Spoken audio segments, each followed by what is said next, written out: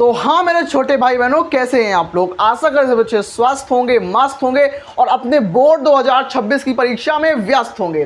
तो आज की इस बेहतरीन सी क्लास में हम लोग क्या डिस्कस करने वाले हैं। आज हम लोग पढ़ेंगे हिंदी व्याकरण के बारे में। आज मैं आपको अनेकार्थी शब्द बताऊंगा, अनेक शब्दों के लिए एक शब्द बताऊंगा और शब्दों में सूक्ष्म अंतर बताऊंगा। और तीनों जो क्वेश्चन होंगे 2-2 नंबर के होंगे, मतलब आपकी 6 नंबर आपकी जेब में होने वाले हैं, यानी कि आप 6 मार्क्स आज की क्लास में कंप्लीट करने वाले हैं। आज मैं आपको पढ़ाऊंगा, यानी कि मैंने यूपी बोर्ड क्लास 12 में डिस्ट्रिक्ट रैंक 4 गेन की है। मैं उस अंदाज में पढ़ाऊंगा कि जैसे आपको क्लास के अंदर ही ट्रिक और टिप से पढ़ाया जाए। हाँ, मैं ट्रिक से पढ़ाऊंगा, बिल्कुल ट्रिक के साथ आपको सिखाऊंगा कि कैसे तैयारी शुरू करनी है, कैसे आपको अनेकार्थी शब्दों को समझना है, कैसे आप सभी कॉन्सेप्ट को पकड़ेंगे। बिल्कुल आसान तरीके से सिखाऊंगा, बिल्कुल जीरो से स्टार्ट करूंगा, एडवांस तक लेके जाऊंगा। और हाँ, जो बच्चा मेरे साथ जुड़ना चाहता है बस सब्सक्राइब करके मेरे साथ जुड़ सकता है। इस चैनल पर बिल्कुल 0 रुपए में, बिल्कुल 0 फीस में, कोई फीस नहीं लूँगा, बिल्कुल 0 में पढ़ाऊँगा और उतना पढ़ाऊँगा जितना बोर्ड एग्जाम में आता है। उससे ज़्यादा नहीं पढ़ाऊँगा, उससे कम नहीं पढ़ाऊँगा, बोर्ड के रेलेवेंट पढ़ाऊँगा और सब कुछ पढ़ाऊंगा जो आपके लिए इंपॉर्टेंट है। और हाँ, अपने दोस्तों में एक बार शेयर कर दो। मैं रिक्वेस्ट करता हूं आप लोगों से कि जो बच्चा स्कूल जाता है अपने स्कूल वाले फ्रेंड्स को बताओ, ताकि मैं आपका ये एहसान मानूंगा। भाई आप लोग जो बोलोगे वही कराऊंगा, लेकिन आपको मेरी बात माननी पड़ेगी। इस चैनल को शेयर करना होगा। ये आपका चैनल है, ये आपकी फैमिली है। आइए शुरू करते हैं अनेकार्थी शब्दों के बारे में। तो अनेकार्थी शब्द, अनेक मतलब बहुत सारे, अर्थी मतलब अर्थ, अनेकार्थी मतलब जिसके अनेक अर्थ हों, अनेकार्थी, अनेक प्लस अर्थी मतलब जिसके अनेक अर्थ हो उसको बोलेंगे अनेकार्थी शब्द। मतलब जैसे कि मैं किसी उदाहरण के बारे में बात करूं, जैसे कि आप लोग बोलते हो पर्यायवाची, तो पर्यायवाची अनेकार्थी शब्द का रिलेशन एक जैसे ही होते हैं। तो पर्यायवाची और अनेकार्थी शब्द एक ही होते हैं, ये समझ लो। आपके बोर्ड यूपी बोर्ड 2026 में 2 मार्क्स के आएंगे ये। तो अनेकार्थी मतलब एक शब्द के अनेक अर्थ होते हैं, उसी तरीके से अनेकार्थी शब्द होते हैं। तो आइए मैं यहाँ पर टॉप 20, यहाँ पर मैं 20 अनेकार्थी शब्द लेके आया हूँ, जिनकी प्रैक्टिस के बाद आप लोग यहाँ से आपको 101% एक ना एक क्वेश्चन मिलेगा। आपको 3 दिए जाएंगे, तीनों में से कोई एक सिलेक्ट करना होगा। तो आज मैं यहाँ पर टॉप 20 करा रहा हूँ, जो कि आपके बोर्ड 2026 में डायरेक्ट आने वाले हैं और आपको 2 मार्क्स बिल्कुल फ्री के मिलेंगे। आइए देखते हैं इस चीज़ को।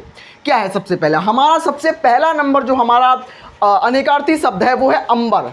अंबर का मतलब क्या होता है? सबसे पहला शब्द है अंबर। तो अंबर का अर्थ होता है आकाश। अंबर का अर्थ होता है आकाश। जैसे बोलते हैं नभ गगन अंबर, तो अंबर का मतलब आकाश होता है। अंबर का मतलब वस्त्र होता है, जो हम कपड़े पहने हुए हैं इसको अंबर बोलते हैं। ये भी अंबर होता है और आकाश जो होता है उसको भी अंबर बोलते हैं। तो अंबर का अर्थ आकाश भी होता है, अंबर का अर्थ वस्त्र भी होता है। तो ये पहला वाला हमारा क्लियर हो गया।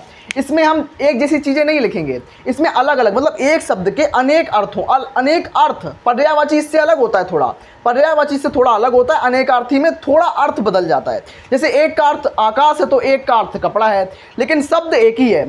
शब्द अंबर है, अंबर कपड़े को भी बोलेंगे, अंबर आकाश को भी बोलेंगे, दोनों का अर्थ अलग अलग है, याद रखना।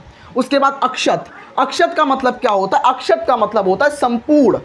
अक्षत का मतलब कंप्लीट, अक्षत बोलेंगे उस चीज़ को।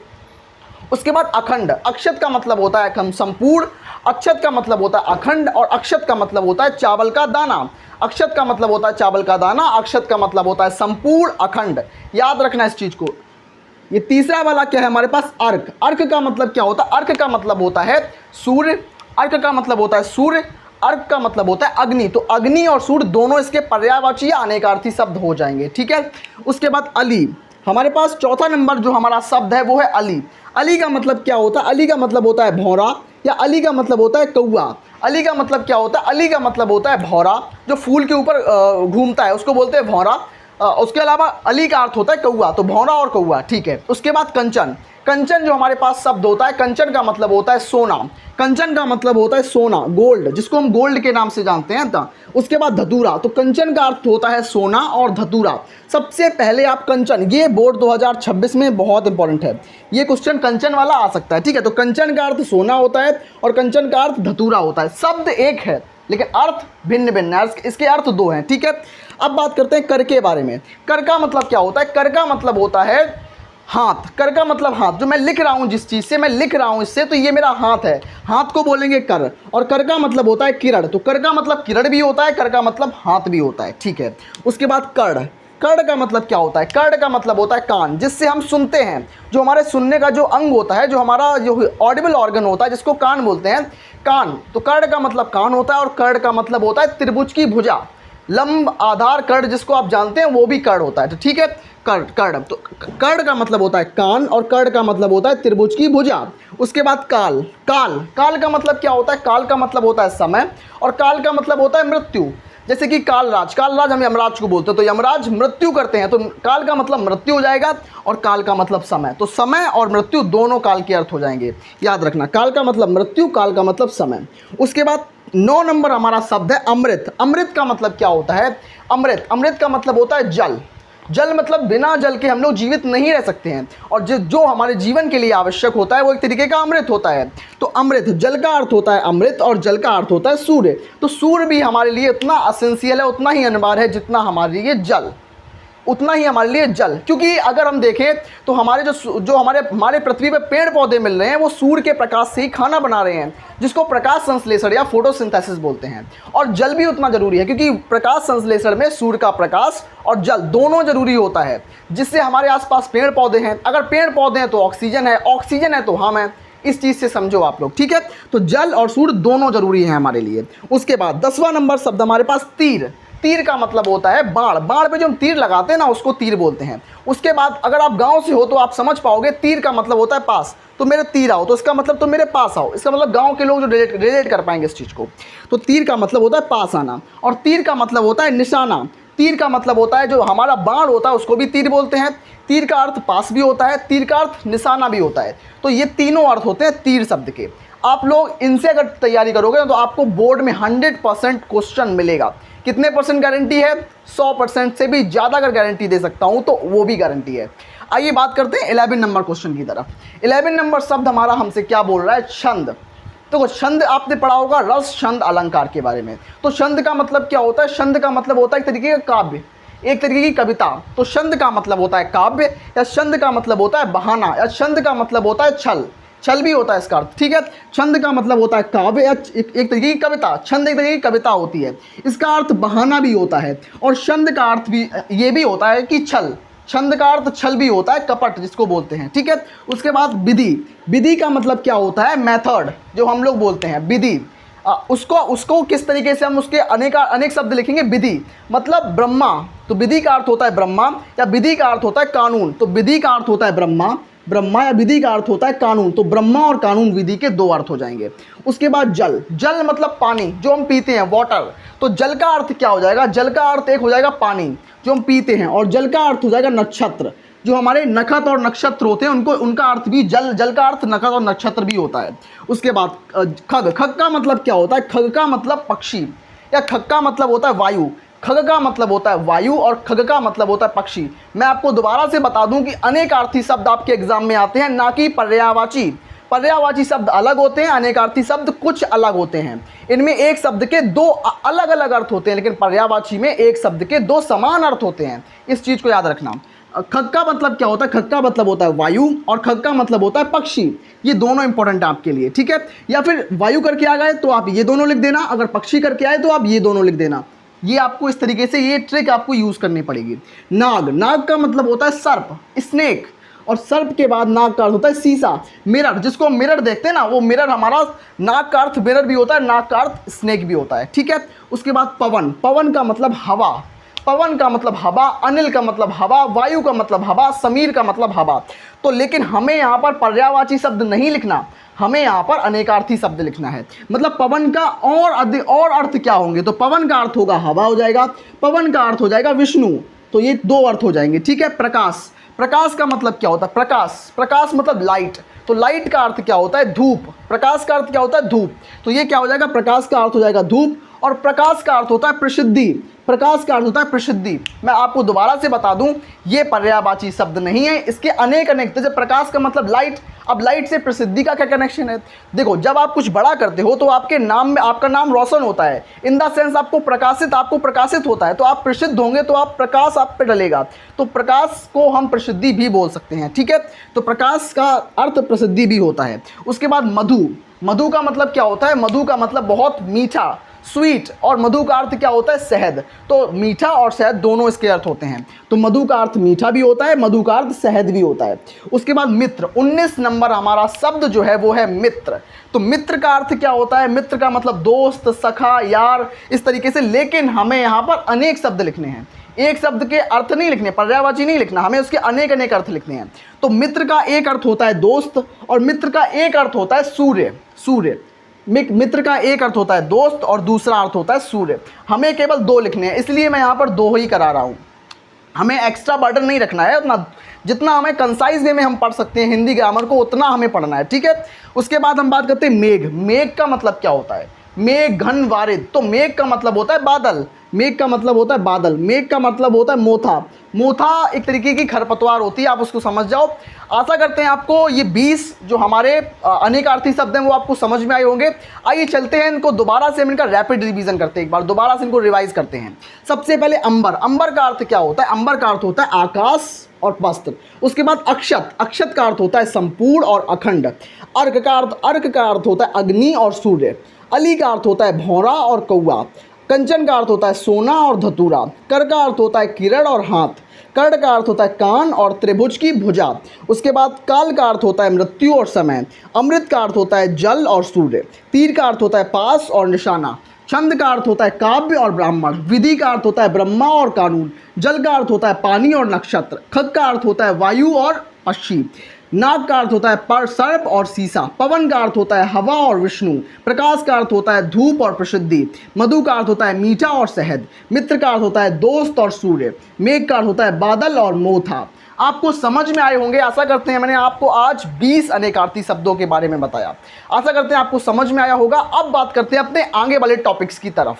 हेलो मेरे छोटे भाई बहन, तो अब मैं लेके आ चुका हूं आपका हिंदी व्याकरण का टॉपिक नंबर 2, जिसका नाम है अनेक शब्दों के लिए एक शब्द। मतलब बहुत सारे शब्द मिलकर एक शब्द को बनाएंगे, उसको बोलेंगे अनेक शब्दों के लिए एक शब्द। जैसे कि मैं लिखूंगा जो कविता लिखता हो, जैसे कि जो कविता लिखता हो तो उसको क्या बोलेंगे, कवि बोलेंगे। जिसकी कोई सीमा ना हो उसको असीम बोलेंगे। जिसका कोई अंत ना हो अनंत बोलेंगे।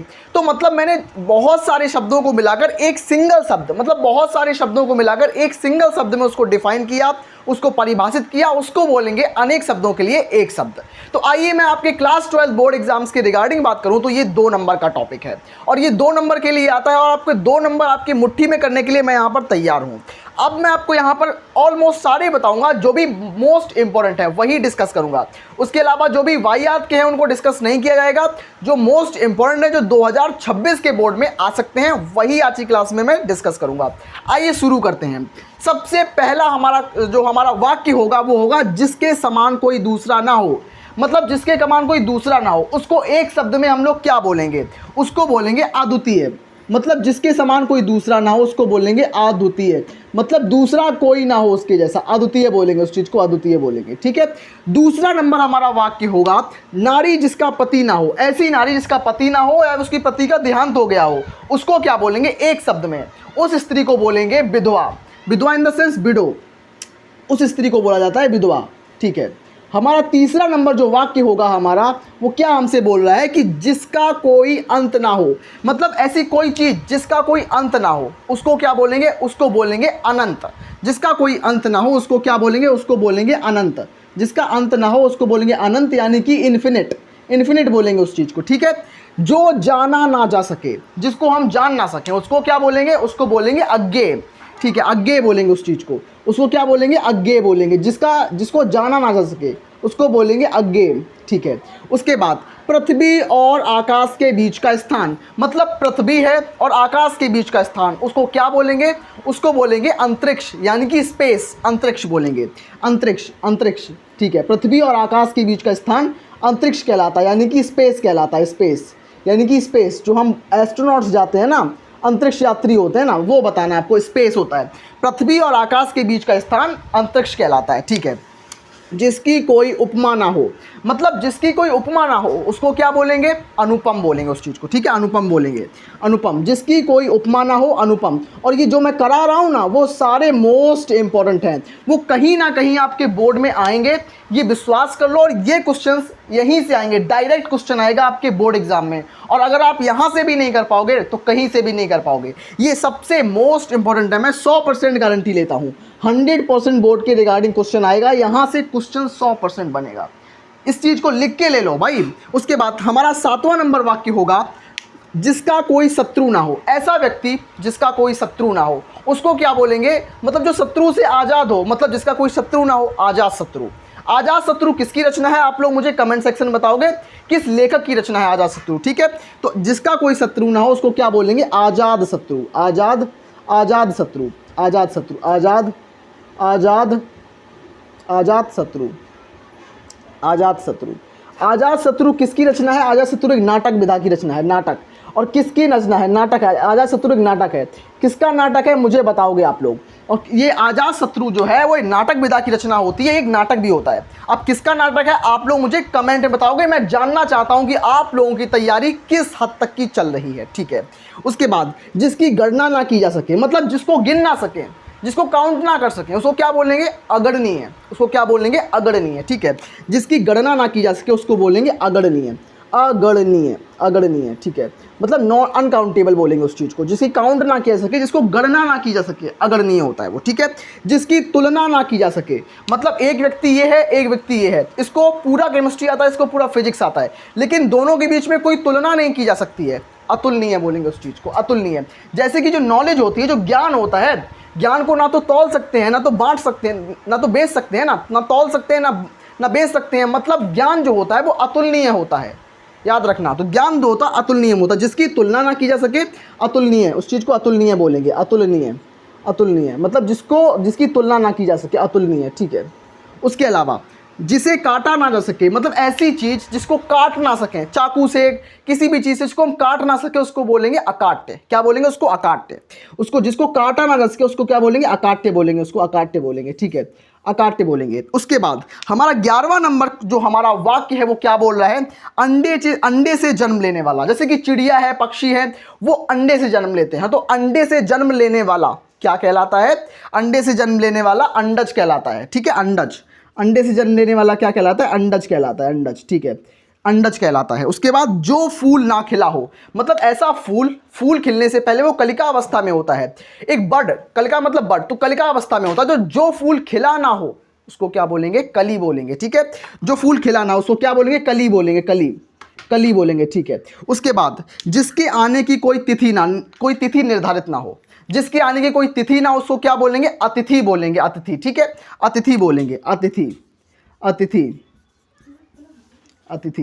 तो जिसके आने की कोई तिथि ना हो उसको क्या बोलेंगे? अतिथि बोलेंगे। आशा करते हैं आपको सारे वन वर्ड सब्स्टिट्यूशन यानी कि अनेक शब्दों के लिए एक शब्द समझ में आया होगा। इसका मैं दोबारा से एक बार आपको रैपिड रिवीजन कराता हूं वन शॉट की तरह। आइए शुरू करते हैं। सबसे पहला, जिसके समान कोई दूसरा ना हो, अद्वितीय बोलेंगे, उसको क्या बोलेंगे? अद्वितीय। जिसके समान कोई दूसरा ना हो, अद्वितीय। नारी जिसका पति ना हो, विधवा। उसके बाद जिसका कोई अंत ना हो, अनंत होता है, उस चीज को बोलेंगे। जो जाना ना जा सके, अज्ञेय बोलेंगे उस चीज को। पृथ्वी और आकाश के बीच का स्थान, पृथ्वी और आकाश के बीच का स्थान अंतरिक्ष कहलाता है, ठीक है। जिसकी कोई उपमा ना हो उसको बोलेंगे अनुपम, ठीक है। जिसका कोई शत्रु ना हो, आजाद शत्रु बोलेंगे। और हाँ, आजाद शत्रु एक नाटक विधा की रचना होती है। किसका नाटक है आप लोग मुझे कमेंट में बताओगे ताकि मैं आप लोगों की तैयारी टेस्ट कर सकूं। उसके बाद जिसकी गणना ना की जा सके, अगणनीय बोलेंगे उस चीज को। उसके बाद जिसकी तुलना ना की जा सके, अतुलनीय बोलेंगे उस चीज को। जिसको काटा ना जा सके, अकाट्य बोलेंगे उस चीज को। अंडे से जन्म लेने वाला, अंडज कहेंगे उस चीज को, ठीक है। जो फूल खिला ना हो, कली कहेंगे उस चीज को। जिसके आने की कोई तिथि निर्धारित ना हो उसको अतिथि बोलेंगे, ठीक है। आशा करते हैं आपको सारे वन वर्ड सब्स्टिट्यूशन समझ में आए होंगे। अब बढ़ते हैं नेक्स्ट टॉपिक की तरफ। तो हाँ मेरे छोटे भाई बहनों, तो अब मेरा तीसरा नंबर का जो टॉपिक होगा, जो तीसरा टॉपिक होगा 2 मार्क्स का, ये जो टॉपिक होगा इसका नाम है शब्दों में सूक्ष्म अंतर। मतलब हमारे पास 2 शब्द दिए जाएंगे, एक जैसे दिखाई देंगे वो शब्द, लगभग एक जैसे शब्द होंगे, लेकिन समान नहीं होंगे, एक दूसरे से कुछ अलग होंगे। तो उन दोनों का जो अर्थ होता है वो बताना है हमें। मतलब 2 शब्द, जैसे कि अम्ब और अम्ब दिया गया है, ये 2 शब्द हैं, अम्ब और अम्ब, ये 2 शब्द हैं। इन दोनों में से हमें इन दोनों का अर्थ बताना है, इन दोनों में अंतर बताना है, क्या अंतर है। तो इन दोनों में सूक्ष्म अंतर है। क्या अंतर है? बहुत सूक्ष्म अंतर। इसमें बा है और इसमें भा है। ये बस सिंपल सा आंसर है। तो आइए डिस्कस करते हैं जो बोर्ड में आए हुए क्वेश्चन हैं, जो बोर्ड में PYQs हैं या आए हैं या आने वाले हैं बोर्ड 2026 में, उनकी तैयारी आज मैं कराने वाला हूं। तो आइए शुरू करते हैं। सबसे पहले नंबर का जो हमारा क्वेश्चन होगा वो होगा अम्बुद और अम्बुज में अंतर, क्या सूक्ष्म अंतर है। तो अम्बुद का मतलब होता है बादल, अम्बुद का मतलब होता है बादल, और अम्बुज का मतलब होता है कमल। तो अम्बुद और अम्बुज का अर्थ हो जाएगा बादल और कमल, सिंपल तरीके से, बहुत सिंपलेस्ट वे में, ठीक है। उसके बाद अयस और आयश। अयस मतलब बहुत से लोगों का नाम आपने देखा होगा यश। यश क्यों नाम होता है? यश का मतलब होता है बहुत सम्मान, गौरव, यश। और अयस का मतलब बदनामी हो जाएगा ना, बदनामी। तो अयस का मतलब बदनामी और अयस का मतलब लोहा, एक तरीके का। एक यश इसमें ये वाला सा आएगा वो बदनामी होगा, और जिसमें ये वाला सा आएगा वो लोहा होगा। तो लोहा और बदनामी, इन चीज़ों को याद रखना। ऑब्जेक्टिव में आएगा, ये कैसे आएगा? ऑब्जेक्टिव में आएगा। 4 ऑप्शन दिए जाएंगे, चारों में से सही ऑप्शन ढूंढना पड़ेगा, और जो सही ऑप्शन ढूंढोगे 2 नंबर आपके मिल जाएंगे, आपको मुट्ठी में मिल जाएंगे 2 नंबर, ठीक है। कपट और कपाट। कपट का मतलब बहुत कपटी इंसान है, बहुत धोखेबाज इंसान है, तो कपट का मतलब धोखा, और कपाट का मतलब दरवाजा। तो धोखा और दरवाजा इसका अर्थ हो जाएगा, ठीक है। कपट का मतलब धोखा, कपाट का मतलब दरवाजा, तो धोखा और दरवाजा इसका अर्थ हो जाएगा, ठीक है। जलद, जलज और जलद, बहुत लगभग एक जैसे लग रहे हैं शब्द, लेकिन इसमें जा है, इसमें दा है। तो जलज, जलज का मतलब कमल होता है, और जलद का मतलब होता है बादल। तो क्या होता है? जलज और जलद का अर्थ हो जाएगा कमल और बादल। क्या हो जाएगा? कमल और बादल, ठीक है। अनिल और अनल। अनिल का मतलब क्या होता है? अनिल का मतलब होता है वायु, हवा, और अनल का मतलब होता है आग। तो वायु और आग हो जाएगा, ठीक है, याद रखना। इनको तैयार कर लो, क्योंकि गलती से भी अगर मिस किया ना तो आप लोगों की खैर नहीं है। मेरे से तैयार करना भाई, रिक्वेस्ट है, तैयार कर लो। बोर्ड 2026 में डायरेक्ट आएंगे यहाँ से, आपकी जिम्मेदारी। कहीं नोट डाउन कर लो भाई, नोट्स बनाओ, नोट्स बनाओ। कहाँ से बनाओ? यहाँ से बनाओ, पढ़ लो, चाहे कहीं से। टॉपर निकालूंगा यहीं से, टॉपर 100% यहाँ से 100 से प्लस टॉपर ज़्यादा निकालूंगा, 100+ टॉपर निकालूंगा। बस आप लोग बस मेरा साथ दो, टॉपर निकालने की जिम्मेदारी मेरी है, ठीक है। तो क्या हो जाएगा? वायु और आग हो जाएगा। उसके बाद अम्ब और अम्ब का अर्थ क्या होगा? अम्ब का अर्थ होता है माता, और अम्ब का अर्थ होता है पानी। तो माता और पानी हो जाएगा। उसके बाद पुरुष और परुष। पुरुष का मतलब होता है मनुष्य, एक तरीके का नर, और उसके अलावा परुष का मतलब होता है कठोर। तो मनुष्य और कठोर इसका अर्थ हो जाएगा, ठीक है, मनुष्य और कठोर। उसके बाद द्रव और द्रव्य। द्रव और द्रव्य, द्रव का मतलब क्या होता है? लिक्विड, द्रव, ये बिल्कुल द्रव अवस्था में है, लिक्विड स्टेज में है। तो द्रव मतलब लिक्विड, और द्रव्य का मतलब होता है धन। द्रव्य का मतलब होता है धन, ठीक है। तो द्रव्य मतलब लिक्विड, द्रव्य का मतलब धन। उसके बाद नीर और नीड़। नीर का मतलब होता है जल, और नीड़ का मतलब होता है घोंसला। नीर का मतलब जल, नीर मतलब जल, नीर मतलब जल, और नीड़ मतलब घोंसला, नीड़ मतलब घोंसला। याद रखो, आएगा, 100% आएगा, ठीक है। भवन और भुवन। भवन का मतलब घर, भवन, सदन, ग्रह, घर होता है, ठीक है। तो भवन का अर्थ होता है ग्रह, मतलब घर। भुवन का मतलब होता है संसार, भुवन का मतलब संसार, जगत का मतलब संसार, भुवन का मतलब संसार, विश्व का मतलब संसार। याद रखना, भवन का मतलब घर और भुवन का मतलब संसार। तो आशा करते हैं आपको मेरी ये क्लास जो है हिंदी की बहुत अमेजिंग सी बेहतरीन क्लास अच्छी लगी होगी। इस क्लास को बनाने के लिए मैंने अपना ऑलमोस्ट 3 से 4 घंटे में इस क्लास को बना पाया है। मैं रियल बताऊं तो आपको मैं मेट के दोबारा से लिखता हूं। इतना सब कुछ करने के लिए बस आप लोगों से मैं यही मांगता हूं कि एक लाइक कर दो और अपने दोस्तों में शेयर कर दो, बस इतना रिक्वेस्ट है आप लोगों से। मिलते हैं ऐसी अमेजिंग क्लास में, तब तक के लिए धन्यवाद। और हाँ, पढ़ते रहिए और खुश रहिए।